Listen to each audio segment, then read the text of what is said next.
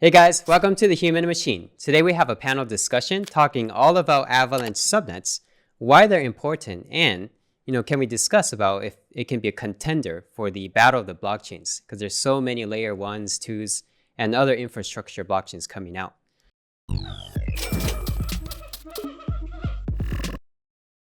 So today we have with us Luigi De Maio. He's the head of DeFi at Ava Labs, and we have team members from Dexalot. We have Cengiz Dinkoglu, co-founder, and last but not least, Firestorm, head of strategy. So look, I know you guys have been working super hard over the past few months on something called the subnets. And the thing is, this thing is very new. It's being talked about, but I think there isn't as much information about what it exactly is. So today is really all about uncovering, what are the facts and what should we look forward to? So first question is Avalanche subnet, can you explain it to me like I'm 5 years old in the most simplistic terms possible? Sure, sure. So, I mean, it's 5 years old might be a little tough, but I think Intelligent 5-year-old.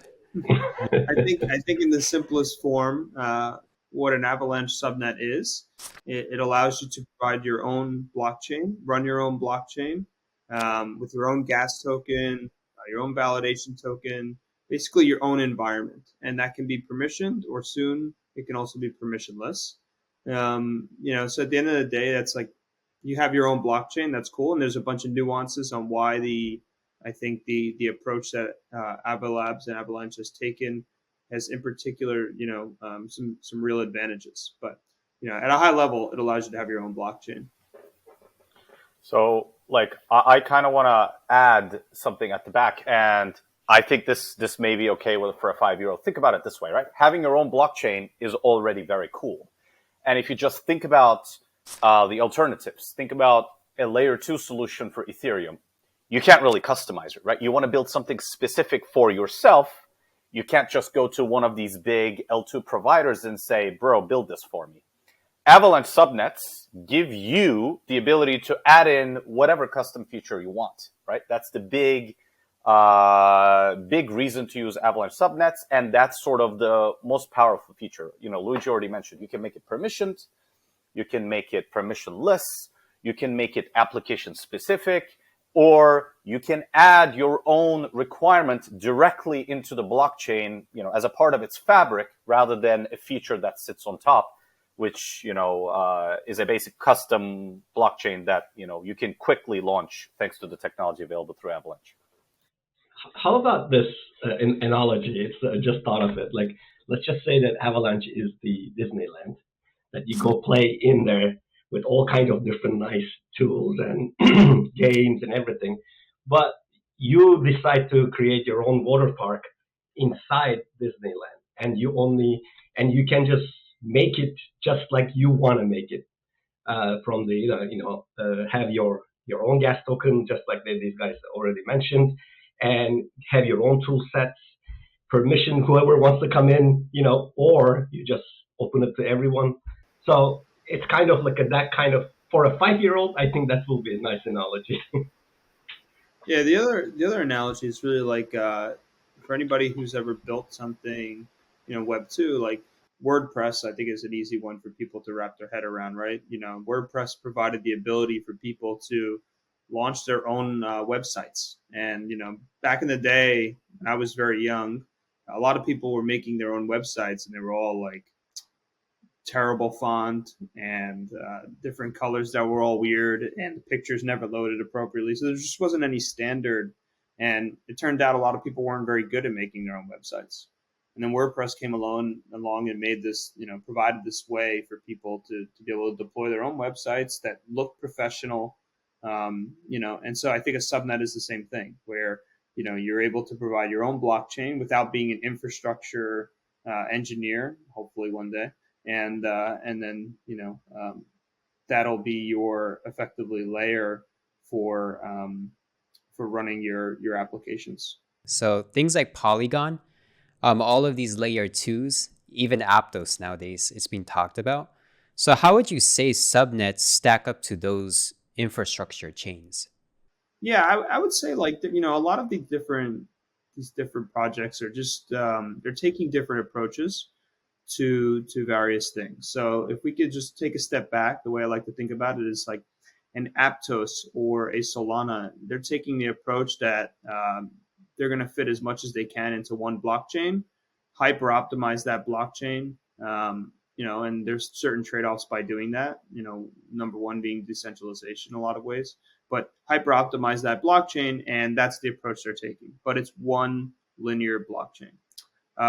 Then you have the approach of like Avalanche or a Cosmos, which is taking the approach of more horizontal scaling, which is, you can kind of have people create their own blockchains, make it really easy for them to do it.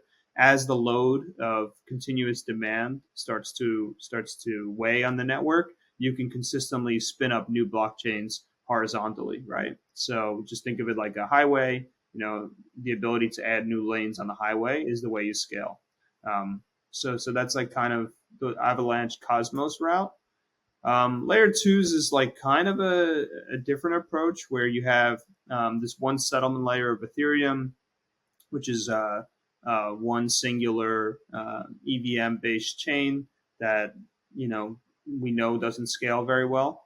And then you sort of have a bunch of what we call layer 2s. Roll-ups is one form of L2, which essentially does part of the execution off-chain, completely off-chain, and then settles it in batches on-chain. So that approach is also viable for certain use cases, but also has trade-offs as it relates to the ability for those different L2s to communicate with each other, to compose with each other, and sort of some other, I guess, trade-offs as it relates to centralization, depending on, I guess, what point in time you think the technology is at. But today it's fairly centralized. And I want to emphasize one point.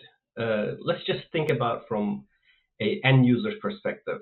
Transparency. If you really value transparency, a layer 2 solution hides at least a piece of this, whatever application that is, in a third-party component that you cannot see through. That's completely off the chain, and you act at the end of the day, you trust whatever that application is doing. But from a subnet solution, usually all the code is audited and transparent, and you would see the application, what it is doing at all times. So that is an important distinction. Some people, they don't care about the transparency. They value the functionality more. That's okay. But if you are, again, one of the core components of the blockchain is the transparency of and not trusting any third party, right? And this subnet actually implementation actually doesn't break that rule that we loved at the very first when the blockchain came about, right? We said, okay, it's transparent. We don't need the third parties anymore.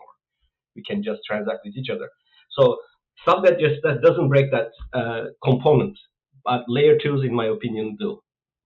Yeah, so then we keep talking about Avalanche subnets, and there's like the C chain where a lot of the running dApps are already there. And then now we have this new subnet, right, we're talking about. So what is the relationship between Avalanche, the C chain, and then let's say the subnet? Is there like a parent-child thing or completely different? The way the Avalanche network is constructed is there is the primary network, which consists of the X, P, and C chains. Those are all in the primary network. You can effectively call that the primary subnet. Is the primary subnet special? It is only special in the sense that the P chain is there, and the P chain is somewhat special because the P chain stores all of validation on Avalanche. So if you want to create another subnet, let's call it subnet XYZ, that subnet basically doesn't need to interact with the primary subnet in any way, shape, or form. The only thing it needs to do is that the P chain will continuously update the records of the validators. So that is basically, kind of the connection. Like if you execute a transaction on the subnet, you don't need to also execute that on the C chain, for example, or the X chain, for example. And these subnets can be spun up, ad infinitum, right? There isn't really any I guess, limit to how many subnets can be launched. And the only requirement is that a validator of a subnet must also validate the primary network, and that's an important component. That's different than Cosmos in a lot of ways, whereby any validator can validate any Cosmos zone. On Avalanche, you must validate the primary network in order to validate each subnet. And what that provides is a little bit more skin in the game for each validator. And also, as we'll see soon, some really nice abilities for cross subnet messaging. You said infinitely scalable. And here's the thing, I'm going to be a bit skeptical and challenge you guys. A lot of the major blockchains have claimed to be infinitely scalable, but I don't think there has been one that has like really proven it, without facing a lot of issues. So yeah, how is subnet actually infinitely scalable? I don't think it's that. I don't think it's that controversial of a statement as it appears on the surface. But it's infinitely scalable in the sense that there is no limit to the amount of subnets you can continue to spin up. And because each subnet does not share any of the load with each other, there isn't anything infringing one upon the other. So just like I could say to you that I guess AWS is scalable to the amount of data centers we can have in the world or on the moon. That's how scalable I guess Avalanche is. Equally as scalable. Yeah, I mean, I think we need to separate the theoretical and the practical. Theoretically, as Luigi said, this piece of infrastructure is infinitely scalable. In practice, every subnet that's being built needs to actually find validators to validate their subnet that validates the primary network. And there's going to be limitations there, right? There's capital limitations, hardware limitations, etc. But again, Avalanche primary network and Avalanche consensus has the ability to scale to a lot of nodes. Therefore, under ideal conditions, subnets, you can spin up as many subnets as you want. And in practice, you can achieve scaling that you need. Nobody needs infinite scaling, but, everybody needs high amount of scaling, and Avalanche gives you that basically. Yeah. Yeah. This is very different than saying that the Avalanche C chain is infinitely scalable. That would be, an incorrect statement and false. The network as a whole, and infinitely, maybe is a little bit of an exaggeration, but can scale to as much as what the amount of hardware we can access if the demand is there, which, I think it's fair to say in crypto, it's not right now. Word about validators, and I think this is important to expand on. Let's just say I'm a gaming company, game studio, and then we just focus on the game, making it fun.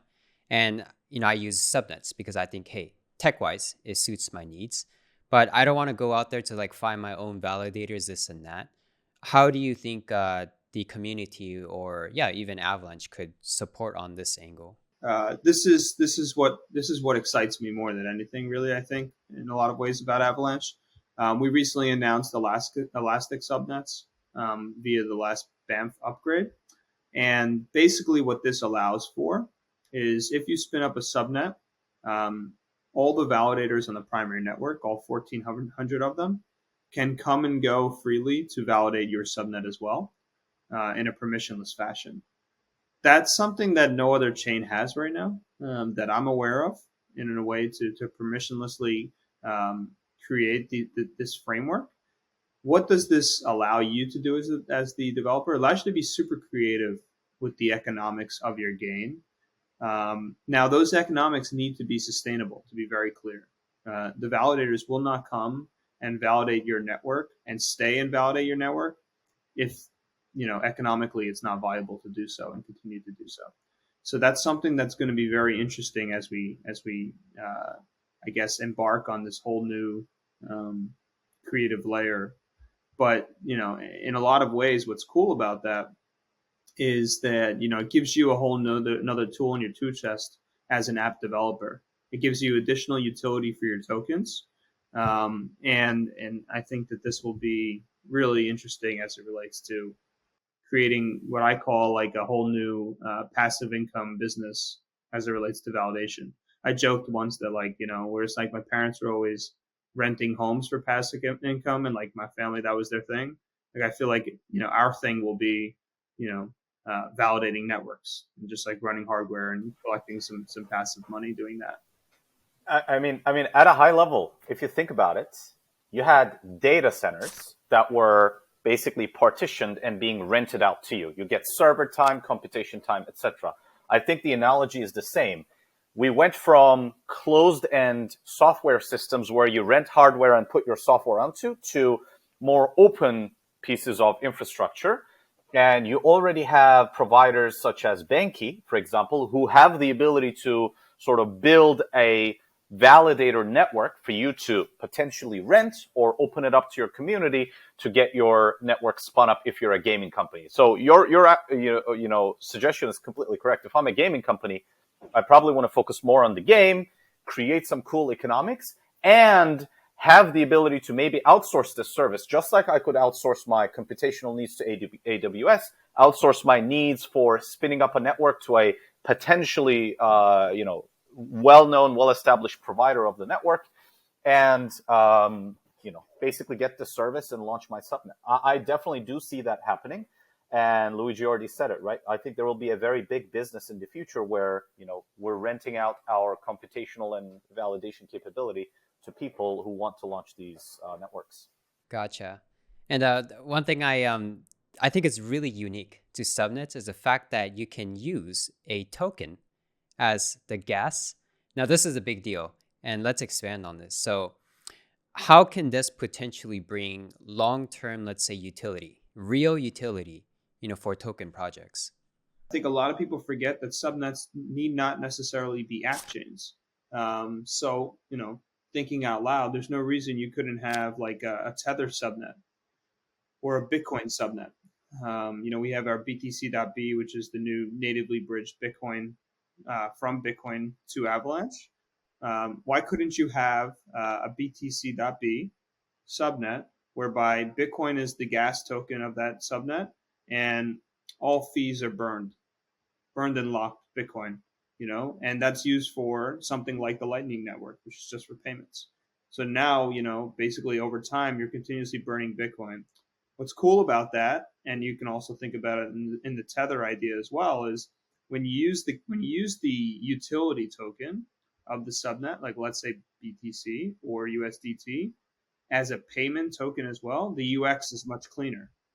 So if I'm fumbling around going to buy a coffee with USDT or Bitcoins, I don't need a secondary gas token to also make the payment. I just need that token. And you could reduce the gas directly from the actual expenditure. So this is like a much cleaner way to do payments at scale. And also because it's its own subnet, there's no other load that is infringing upon it. And I think that we'll see some really, really interesting business and I think different types of use cases of this on the economic front. Like I could see a lot of people wanting to validate a BTC payment subnet and burn a bunch of Bitcoins. I could just see that being pretty interesting to a lot of people. But that's just an idea I had when I was in Lugano at the Plan B conference because everybody was using Lightning Network to buy the pizzas there. And I was thinking to myself, well, this is cool and everything, but wouldn't it be cooler if they were burning the Bitcoin at the same time? And I bet you there could be a lot of like interesting. I think the lobby there. I think the lobby there is the miners, right? I think you're going to have a lot of pushback from miners potentially, but of course you're absolutely correct. It's better for the. They wouldn't really have it because once you move the Bitcoin over to an EVM-based chain, the miners have nothing to do with it. Yeah, you're right. Yeah. The other cool economic benefit, last year when there was no subnets basically in Avalanche, as you remember, the AVAX prices went from 10s to 140s, and every project that was on Avalanche was the problem was we started burning gas on AVAX. Right? And every transaction became quite expensive. So in a way, by having your subnet and your own token, you, I guess the terminology, I don't know if it's a good one, but you die by your own sword and you're not affected by somebody else's token, right?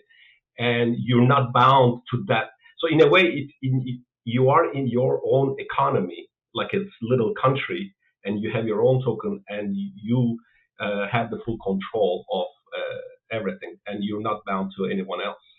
So that actually gives a peace of mind as well when you're an app developer. Right. I think that's very important because I think nowadays most people realize there really is no one blockchain takes it all kind of thing. It's just not possible with today's technology. So yeah, I think we talked about like the lightning payment on Subnet. Um, and I know because all of you guys are like finance gurus, can we talk about a use case that's say related to DeFi? What are some things that would be most relevant for Subnet and DeFi? Think of who uses an exchange, right? You have traders, and then you have the market makers who actually provide the liquidity, right? For the purpose of the traders, as Cengiz mentioned earlier, when Dexalot is on the primary chain, the application is being affected by a very hot NFT drop, for example, or another application deployed onto the same chain, right? The bandwidth there is shared, and the Avalanche C chain obviously dynamically adjusts the fees, which mean that to the end user, to the trader that's using the exchange, transaction to transaction, fees can be quite volatile, right? Number one, you have to move to the subnet so that you can control the fees specifically for trading. And then in effect, what would happen is the fees would only increase if there is very large amounts of trading versus a hot NFT drop, right? It decouples two applications. Secondary reason is market makers who are professionals that provide tight and deep liquidity specifically for people to exchange assets, want to be able to control their fees, want to be able to control the speed with which they're updating their orders, and they never want to have a situation where their orders are stuck either in submission or cancellation, right? Again, moving them to a subnet that's potentially latency optimized, fee optimized, gives them the better risk manage their activity. And when you can better risk manage your activity, you can provide better, tighter prices. You can risk more capital to provide deeper liquidity, right? So these are the very high level immediate needs that we had. There are other stuff that, is in scope, right? If you want to add a KYC feature, because in the future you want to do security token trading, for example, that can be directly built into the subnet.